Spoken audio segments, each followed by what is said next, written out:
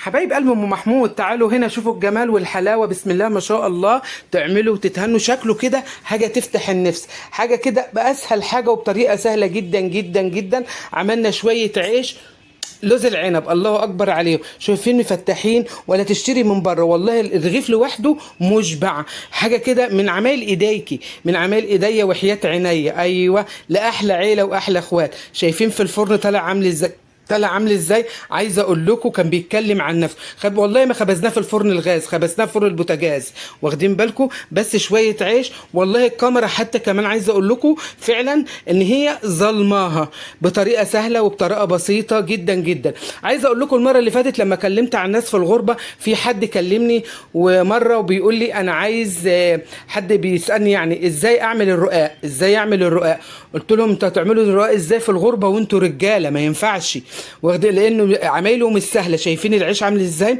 مقطعات تقطيعات مختلفه. المهم فقالوا لي طب ايه يعني نعمل ايه؟ طبعا استصعبت ان الرجاله تعمل الايه، الغربه زي ما قلت لكم صعبه مش سهله، وبيبقى نفسهم في حاجات كتير. شايفين العيش شكله عامل ازاي من بره ومن جوه؟ مقلي حاجه كده. لا بصوا بقى، عايزين شويه سمك، شويه بيض مقلي، اي حاجه بقى بفردها بالمردنه، وبعد كده بنحطه على على الملايه من غير رده، من غير رده، عشان الرده هتخليه يلزق منك في الصيف، وعموما في الشتاء او في الصيف من غير رده. واخده بالك انت ازاي؟ وتسيبيه لما يرفع للمره الثانيه، اللي يختمر يعني المره الثانيه، وابتدي اخبزيه. بنحطه على المطرحه وبنحطه في الفرن عادي، بنتعامل خالص، واخدين بالكم؟ المهم ففكرت لهم في فكره يعملوا ايه. قلت لهم هاتوا العيش التورتيلا او العيش السوري، او اي عيش يعني من اللي هو بيبقى الخفيف زي الرقاق ده، وحمصوه واعملوا الفته. كانوا عايزين يعملوا فته الشباب يعني. الف هنا وشفا على قلوبكم. ده قصدي اقول لكم، شوفوا العيش بتسيبيه لما بيقطعيه هنا، بس بحطه على الصينيه، لما بقطعه بحطه على الصينيه تحته شويه رده، انما على الملايه وانا بعد ما بفرده لا. واخدين بالكم؟ عجينته كانت سهله جدا، ميه وخميره، وحطيت معلقتين سكر، ايوه سكر، ميه وخميره، وكنا مربيين الخميره من قبلها من بالليل، عجننا الخميره يعني يجي نص كيلو كده. بصوا العيش كان مرتفع على الملايه كده زي ما انا بقول لكم، شايفه؟ شايفين؟ لا تحته رده ولا حاجه، ويختمر، وبعد يغطيه من فوق ومن تحت، من فوق ومن تحت، ملايه من فوق ومن تحت، واخدين بالكم؟ وبعد ما يختمر تاني تروحي تخبزيه، لازم تغطيه، ولو عندك مشمع تحطيه لمده يعني دقيقتين كده علشان يخلي وشه يضطر ويبقى مندي وحلو قوي. واخدين بالكم؟ انا بحب الرغيف اللي هو يا جماعه بيبقى ايه، اللي هو اللي رقنق ولا هو اللي تخين، الوسط اللي هو بطبين بطبين. الله يرحمهم ويسامحهم اللي علمونا بقى ويغفر لهم. واخدين بالكم؟ هنا كده ده تعليم امهاتنا، ده اللي التعليم اللي احنا اتعلمناه من امهات.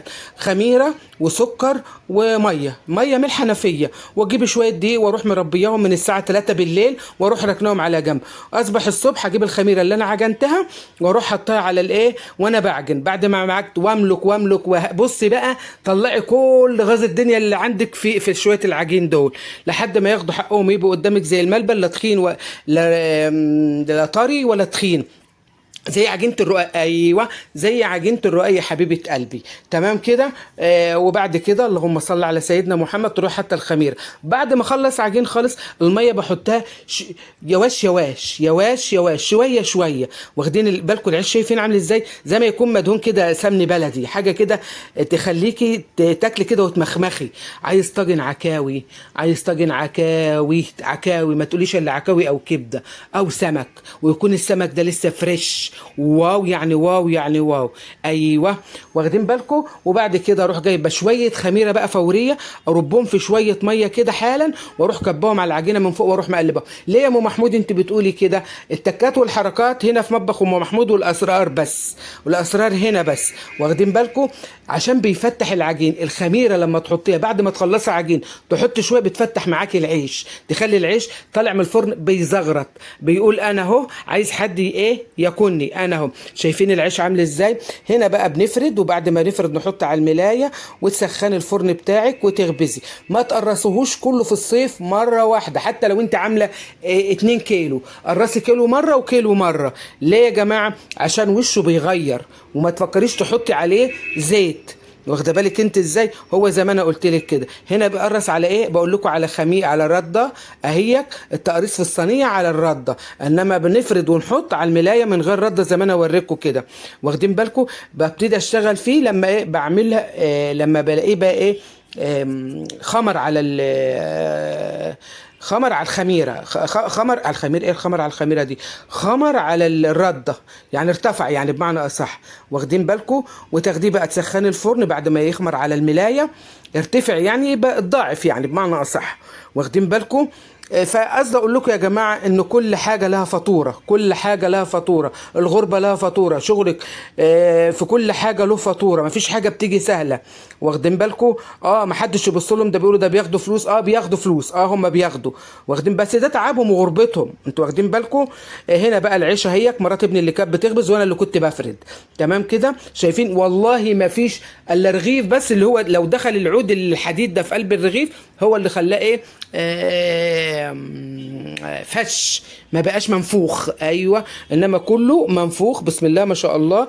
بنخبزه كده، بنخبزه تحت على الصاجه هيك زي ما انتم شايفين، يا جايبه الصاجه هيك وبترفعه فوق وتنزله، واخدين بالكم. فرنك بقى وانت عارفه طريقه خبيزك فيه، تمام كده.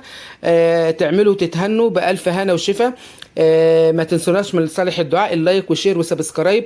عايز اقول لكم ان هم قولي يا ستي والله ما هقول لك 4.5، قولي 5، قولي 5، قولي ال5 كيلو او ال4.5 زي ما تقولي، قولي.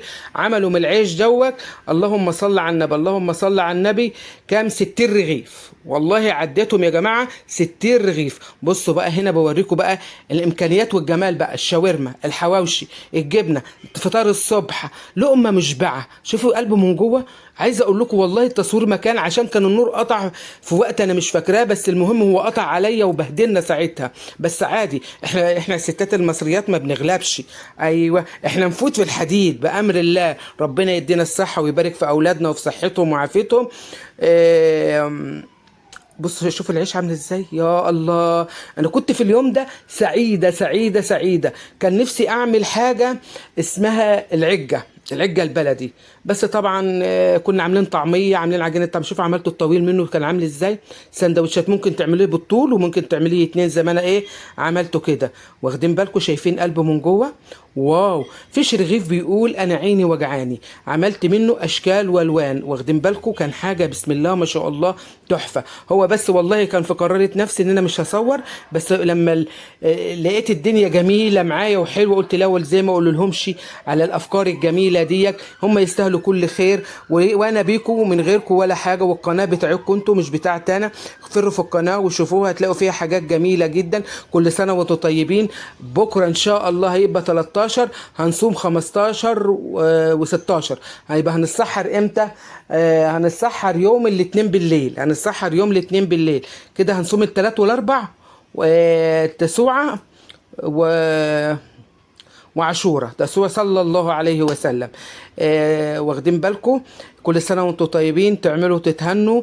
عملت العاشوره، وبعد ما عملتها والله يا جماعه اتمسحت. كنت منزلها لكم بطريقه جميله، كلها اتمسحت، ما كانش فيها فيديو واحد حتى ان انا اطلعه واتكلم عليه. كل العاشوره اتمسحت، فمعلش. كل سنه وانتم طيبين. لو فكرت هعمل، ما فكرتش اعمل لكم حاجه حلوه. ربنا يحلي ايامكم ويصلح حالكم. كل سنه وانتم طيبين. تعملوا تتهنوا. اعملي العيش ده جميل جدا والله. لو قمتي وعملتيه طريقته سهله جدا جدا. الدنيا حر يا ام محمود، والله شغلنا المروحه وقعدنا، اللي هي مروحه السقف، وقعدنا وعملنا، وكان العيش طالع اخر حلاوه. والله اشتغلنا على مروحه السقف يا جماعه، وفتحنا باب الشقه والعماره كلها ريحتها بقت عيش، وشهيصنا. الف هنا وشفا على قلوبكم. تعملوا وتتهنوا. اسيبتكم في حفظ الله ورعايته وامنه، واللي جاي احسن واحسن بامر الله. ان شاء الله نعمل حاجات جميله. فروا في القناه هتلاقوا فيها حاجات كتير تعجبكم. اللايك ده بتاعك انت هتستفيدي وانا هستفيد، وتدل على الخير فاعله.